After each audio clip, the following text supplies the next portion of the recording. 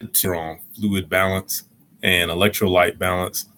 Some things that you want to definitely pay attention to while you're going through this chapter. So this chapter is trying to get you to understand that you have different fluids in your body. You have blood plasma, you have interstitial fluid, you have intracellular fluid, you've got lymph, you've got the fluid that you're excreting from your body, you have filtrate, you have urine, you've got sweat, you've got all these different fluids. And really, these fluids are not too different from one another. Now, the major thing that makes these fluids different from one another is the substances that are in them. Because blood plasma, its contents are going to be slightly different from interstitial fluid due to the fact that blood plasma is inside the vessel system. It's inside the circulatory system. It's inside blood vessels.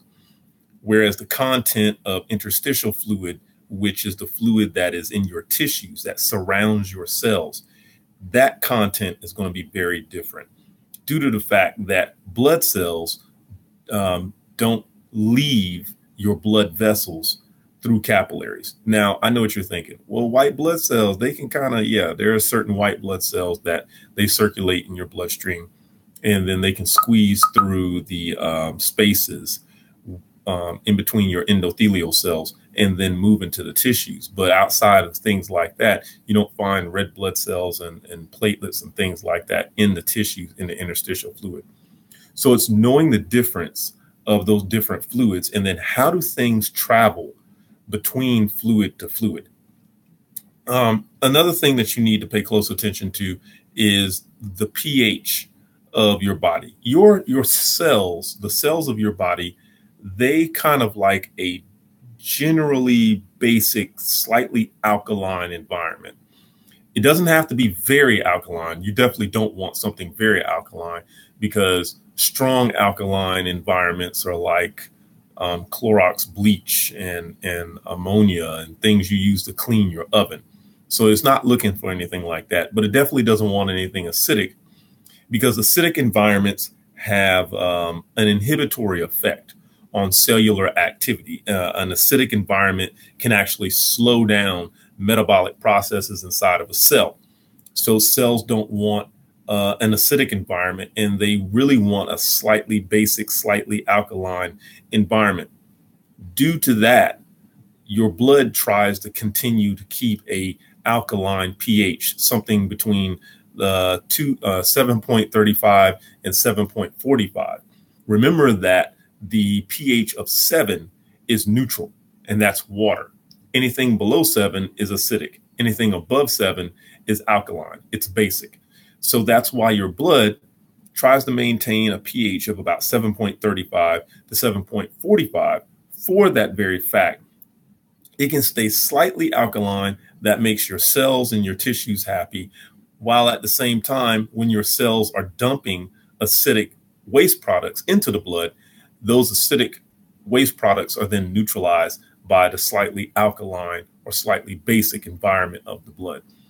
Your kidneys help with this effect, because your kidneys can either secrete hydrogen ions or it can reabsorb them. It can keep them. Hydrogen ions have a direct effect on the pH of any solution. And your blood is definitely a solution, because in order to make a solution, all you need is a solvent and some solutes. A solvent is something that dissolves solutes. Solutes are things that dissolve in a solvent. You mix solutes in a solvent, stir them up, and you make a solution. That's why I typically use Kool-Aid as an example of a solution. The Kool-Aid powder and the sugar are solutes. The water happens to be a solvent. You add the Kool-Aid powder and the sugar to the solvent, which is water. You mix it up, and it makes Kool-Aid, which is actually a solution. Your blood is actually a solution, because it has blood plasma, and 92% of blood plasma is water, which is a solvent, but 8% of it are solutes, which dissolve in the solvent, which makes it a solution. So your blood is very key in maintaining body pH. And so therefore, if your blood is very key in maintaining body pH, then maintaining the pH of the blood is very key. and your kidneys allow you to be able to do that. If your blood was becoming too basic, then it would need to reabsorb hydrogen ions. If your blood was becoming too acidic, then it would need to excrete or secrete hydrogen ions at the level of kidneys, and then the kidneys would throw this stuff away, and you'd be able to balance out pH. Another thing that you want to keep in mind when you're reading this chapter is what an electrolyte is and the use and purpose of electrolytes. All through Bio 210 and all through Bio 211, you've been learning about electrolytes.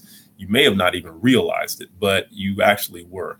Anytime you talk about calcium ions, sodium ions, potassium ions, chloride ions, magnesium ions, zinc, any of these ions in these chapters, these were electrolytes. All an electrolyte is when you take a salt molecule and you throw it in some water and it dissociates, it breaks apart.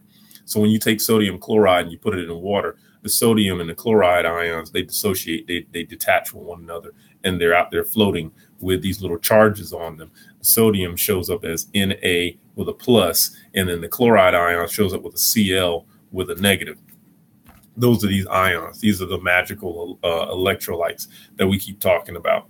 And your cells use these things for so many different reasons. They use electrolytes like they were currency. Some cells require these electrolytes to allow them to be able to bring things in the cell and push things out of the cell. Some cells require electrolytes, like your skeletal muscle cells require calcium to allow it to be able to contract. Some cells, like neurons, require sodium ions just so that they can create an action potential so that they can communicate. So you've got all these different electrolytes. They're very important. You want to remember the major uses and reasons why you have these electrolytes. And if you come upon one that you don't understand, just contact me and let me know. Another thing that you need to keep in mind, and I've got just a couple of minutes left here for the video, is you need to make sure that you understand the role of hormones with your kidneys in maintaining fluid balance in the body. Something you never want to forget, and that is that when it comes to the blood volume and blood pressure have a direct relationship with one another. If I increase blood volume, I will directly increase blood pressure. If I decrease blood volume, then I will decrease blood pressure. That's just the way that works. They have a direct relationship with one another. And one of the easiest ways for my body to adjust blood volume so that I can adjust blood pressure is for the kidneys to adjust how much water I am going to hold on to or how much water I'm going to throw away. If my body says that blood pressure is a little low or it says blood volume is a little low, then what my kidneys will do is it will reabsorb water. So instead of throwing water away and it become urine, it will reabsorb that water. It will put that water back into the bloodstream. Once I put that water back into the bloodstream, blood volume will increase, and then my overall blood pressure will increase. However, if I want to decrease blood pressure, then my kidneys will do the opposite. They will get rid of water. They will secrete that water. That water will be lost as urine, and my blood volume will go down, therefore reducing my blood pressure. That's why when people have very high blood pressure in the hospital, they will give that patient a diuretic, because a diuretic causes you to create more urine. If you're creating more urine, the only place you're getting that water from is from your bloodstream. So it will take that water from your bloodstream, create more urine, therefore decreasing blood volume, therefore decreasing blood pressure. That's why the hormones coming into play are very important, because hormones act in long-term adjustments. ADH is antidiuretic hormone. Aldosterone is a hormone that targets reabsorption of sodium. If you reabsorb sodium with aldosterone, then naturally water follows salt. And so that water will go back into the bloodstream as well. So you want to go back and you want to look at these things and think of them with that rationale, and you should be just fine. So we'll be talking to you soon. Next up, talking about reproductive system. See you later.